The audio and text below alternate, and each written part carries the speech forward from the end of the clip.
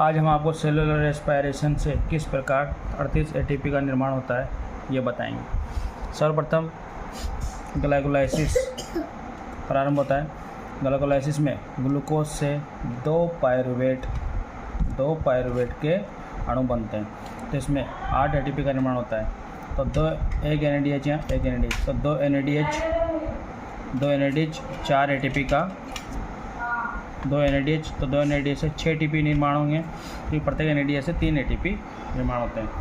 अब 1 2 3 4 एटीपी तो ये, परंतु 2 एटीपी काम आ जाते हैं इसमें। इस चक्र में ग्लाइकोलाइसिस में 2 एटीपी से ADP, एक एटीपी से ADP बना और एक एटीपी से ADP, तो 2 एटीपी काम आ जाते हैं और 4 एटीपी का फॉर्म। 4 में से 2 एटीपी काम आ गए, तो 2 एटीपी तो ये और 3 और 3 6 एटीपी है। 6 और 2 8 एटीपी। ग्लाइकोलाइसिस में कितने का निर्माण हुआ? 8 एटीपी। अब दोनों पायरुवेट आगे चलकर लिंक रिएक्शन का निर्माण करते हैं। तो एक पायरुवेट से एसिटाइल कोएंजाइम का निर्माण होता है, तो 2 पायरुवेट से 2 एसिटाइल कोएंजाइम का फॉर्मेशन होगा। और इस दौरान एक NADH यहाँ बन रहा है, एक NADH यहाँ, तो 2 NADH से 6 एटीपी का फॉर्मेशन, तो इसे लिंक रिएक्शन बोलेंगे। पायरुवेट से एसिटाइल कोएंजाइम के, पायरुवेट से 2 पायरुवेट से 2 एसिटाइल कोएंजाइम का निर्माण होता है, इसमें 6 एटीपी बनते हैं।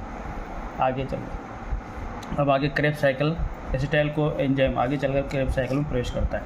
और क्रेब्स साइकिल में प्रवेश करने पर प्रत्येक एसिटाइल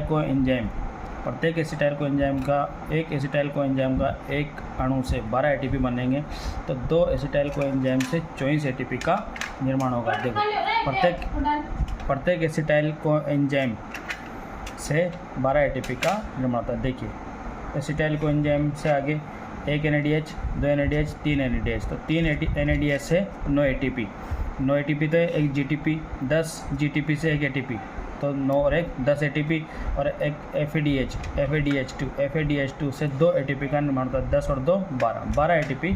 तो एसिटाइल कोएंजाइम से 2 एसिटाइल कोएंजाइम से क्रेब्स साइकिल में 24 एटीपी का निर्माण होता है। अब देखिए, ग्लाइकोलाइसिस में 8 एटीपी, लिंक रिएक्शन में 6 एटीपी, क्रेब्स साइकिल में 24 एटीपी का निर्माण होता है। तो टोटल 24, 6 30 और 8 38 एटीपी का निर्माण होगा। देखिए, इस प्रकार 38 एटीपी सेलुलर रेस्पिरेशन में कुल 38 एटीपी का फॉर्मेशन होता है।